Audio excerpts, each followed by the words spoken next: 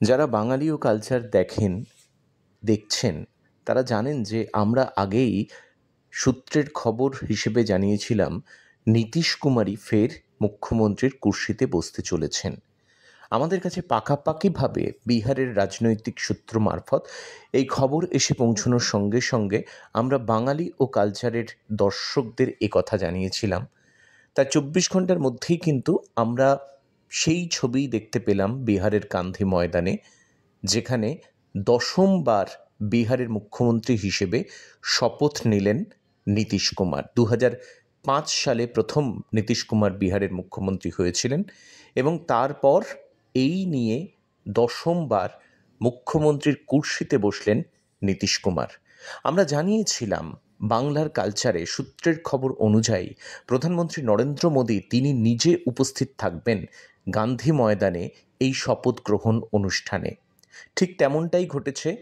প্রধানমন্ত্রী নরেন্দ্র মোদী তিনি উপস্থিত ছিলেন এবং তিনি যেটা জানিয়েছেন যে এবারে যেভাবে এনডিএ ২০০-র বেশি আসন পেয়ে তারা রাজ্য দখল করেছে এবং মুখ্যমন্ত্রী করা হয়েছে অভিজ্ঞ বরিষ্ঠ বিহারের রাজনীতিবিদ নীতীশ কুমারকেই, নীতীশ কুমারের ওপরেই ভরসা রেখেছে কেন্দ্র সরকার, মোদী সরকার, এবং সেখান থেকে বিহারের সামগ্রিকভাবে উন্নয়ন, মহিলাদের এগিয়ে নিয়ে যাওয়া, উইমেন এম্পাওয়ারমেন্ট, এর দিকে বিশেষভাবে যে নজর দেওয়া হবে এনডিএর এবারের ২০২৫ সালের নবগঠিত সরকার, সে কথা কিন্তু আজকে নীতীশ কুমারের মন্ত্রিসভার শপথ গ্রহণের দিনই পরিষ্কার করে দিয়েছেন প্রধানমন্ত্রী নরেন্দ্র মোদী গান্ধী ময়দানে শপথ গ্রহণ অনুষ্ঠানে।